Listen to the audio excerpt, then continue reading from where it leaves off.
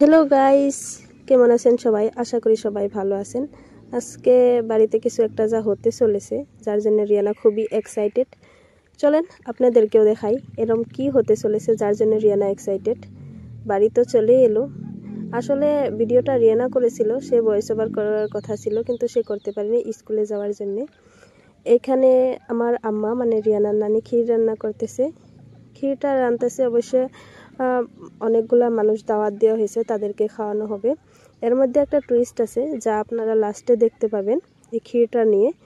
তো এখানে যতক্ষণ ক্ষীর হচ্ছে ততক্ষণ আড্ডা দেওয়া যাক। এখানে আমরা সবাই বসে আছিলাম, এমনকি রিয়ানা কিছু গল্প করছিল, আপনাদেরকে হেলো হাই বলছিল, সেটা আমি উঠাতে পারিনি, কাটা গেছে। যাই হোক, আপনাদেরকে বলি, আপনারা যে আমাদের শর্ট ভিডিওগুলোতে এত পরিমাণে কমেন্ট করতেছেন, ভালোবাসা দিতেছেন, তার জন্য অসংখ্য ধন্যবাদ। এইখানে রিয়ানা মুখটা ফুলিয়ে বসেছিল, কারণ তাকে আমি কিছু একটা বলেছিলাম যার জন্য তার রাগ হয়েছিল। তারপর দেখেন কেমনে হেসে দিল। এরপর সীমা আসলো, এসে বললো, তুমি মেহেন্দি পরেছো কেন, তোমার কি ফুর্তি লেগেছে? সে অল্প এখানে হাসি ঠাট্টা করতেছিল।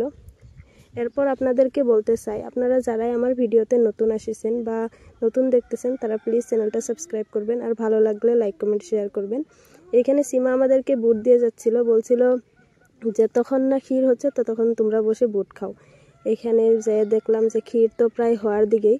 ততক্ষণে চলেন আপনাদেরকে বাবুর সাথে পরিচয় করে দেই। আসলে আমার কাকিমার ছেলে এটা। কাকিমা অবশ্যই দুটা সন্তান, সীমার ভাই এটা আসলে। তো হ্যালো গাইস, আমি এখন কাপড়টা চেঞ্জ করে নিলাম, কারণ আমার নানি কইছে ক্ষীর খাওয়ার জন্য ল্যাংটা পোলাপান ডাকতে আনতে। তো আপনারা কখনো ল্যাংটা পোলাপান শুনেছেন? তো চলে আমি ল্যাংটা পোলাপান ডাকতে আনি গা, আপনাদের সাথে আবার দেখা হবে ক্ষীরের আড্ডায়।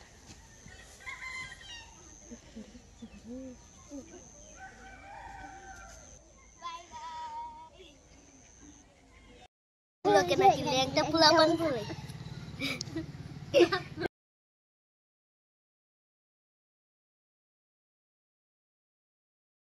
তো ল্যাংটা পোলাপান খাওয়ানো শেষ। তো আপনাদের ব্লগটা কেমন লেগেছে, ভালো লেগেছে যদি কমেন্টে জানান, আর লাইক কমেন্ট শেয়ার করে দেন। তো আজকের জন্য এইটুকু, আবারও চলে আসবো আপনাদের সাথে নিউ একটা ব্লগ নিয়ে। টাটা।